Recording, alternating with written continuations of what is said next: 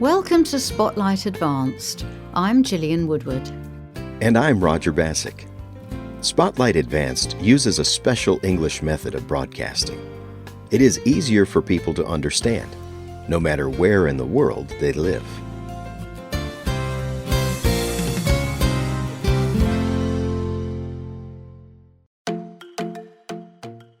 Most people have a hobby, an activity they do just for enjoyment. For some people, it is playing sports. Some research their family history. For others, it is writing stories. Today's spotlight is on Beatrix Potter. Potter's hobby was drawing. She would draw almost anything, and drew often. But Potter's drawing would not remain a hobby for long. She would use her hobby to create some of the most beloved characters in children's literature. And she did it all while celebrating the natural world she loved.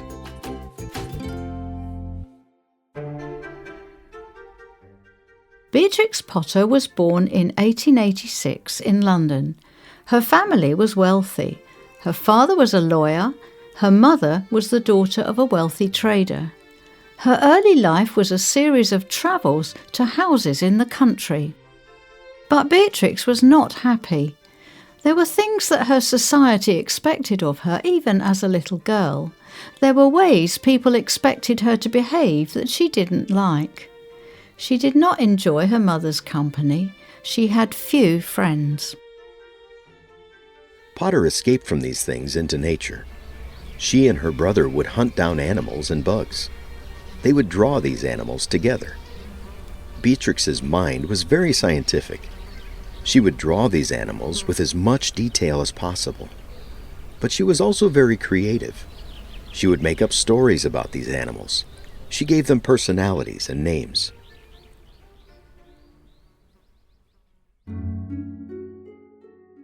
It was clear early on that Potter was a very intelligent girl, but few women in her time went to school. When her brother went away to learn, she stayed home.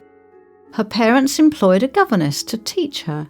Her name was Annie Moore.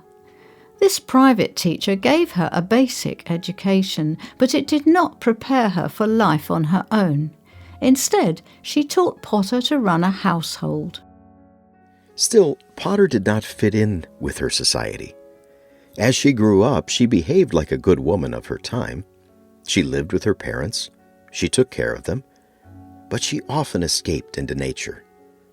For a long time, she studied fungus. Fungus are organisms that are a little like plants, but they do not take energy from sunlight. Potter drew pictures of different funguses. She studied how they grew. She even tried to publish a paper on her findings. But publishers rejected her because she was a woman. Potter also continued to draw. It was all she could think about. She would draw anything that she could find.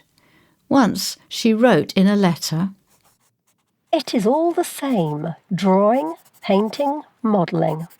I have an irresistible desire to copy any beautiful object I see. I cannot rest.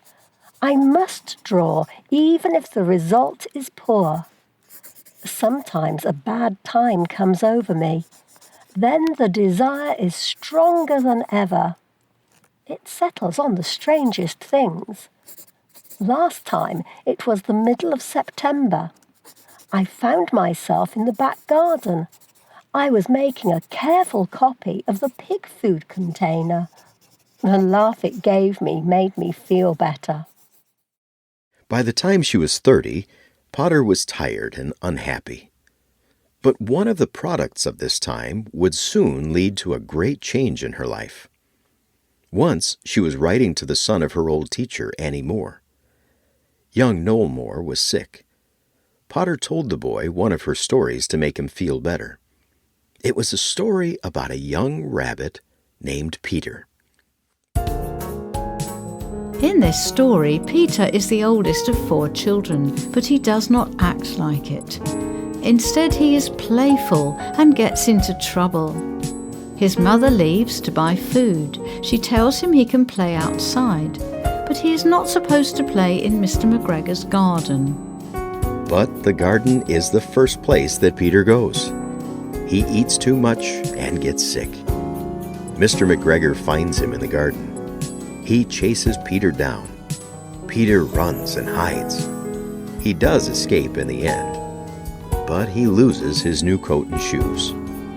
His mother sends him to bed without dinner. His sisters, who were good, get a full meal. The story of Peter Rabbit was different than other children's stories. In those days, children's books were overly informative. They taught children how to behave. Often they tried to frighten children into doing right. Potter's stories were fun instead. They were cheerful and encouraged creativity. Potter's first letters also included drawings. These drawings were full of life. They were enjoyable too. Moore was amazed by the letter. She told Potter that she should publish the story. Potter agreed. It took a long time for Potter to find a publisher. The story was the same as Potter's letter, but Potter wanted to make her pictures better. Potter wanted the book to be small so a child could hold it. She wanted it to cost less than other books. But people did not want to print that kind of book. In the end, she published it on her own. The Tale of Peter Rabbit was an immediate success. The book sold so well that a larger publisher asked to sell it. The publisher was called Warren, and Potter quickly started writing more books. She created characters out of animals from her gardens, like mice. These soft animals appealed to children, but they also taught about the natural world. Potter was also one of the first people to market her characters. She created several soft Peter Rabbit animals for children to play with. She drew wallpaper for children's rooms. She even made a game about Peter's story. At first, her publishers did not approve, but they soon changed their minds. Linda Lear is a writer. She wrote a book about Beatrix Potter's life. She explained to the Smithsonian magazine, "This kind of thing was not done. Warren was a big publisher. They did not want to risk doing something the public would not like. But then Potter started doing it herself, and they thought, uh-oh. So they did it. And not surprisingly, it sold very well." Potter's business decisions made her wealthy. She used her wealth to move out of her parents' home. She bought a farm in the English countryside. She became involved with raising sheep, and she used much of her wealth to save the natural world she loved. Over her lifetime, Potter wrote about 60 books. All of them involved animals. Most described imaginary parts of English country life. She retired from writing after many years. She would still write and draw for fun, but she spent most of her time managing her farm and properties. She once joked in a letter to one of her publishers, I am very busy in work with real live animals. It makes a person dislike paper book animals, but I should not say that to my publisher. Today, Beatrix Potter's characters are still popular. There are films still being made about Peter Rabbit. Her work led to dance performances, books, and television shows. But Potter's greatest achievement is not because of her wealth or influence. Her books caused generations to explore the world around them. She encouraged them to use their imagination. And she taught about the importance of nature. Beatrix Potter's books came from her careful study of nature. How does nature inspire you? We hope you can join us again for the next Spotlight programme. Goodbye.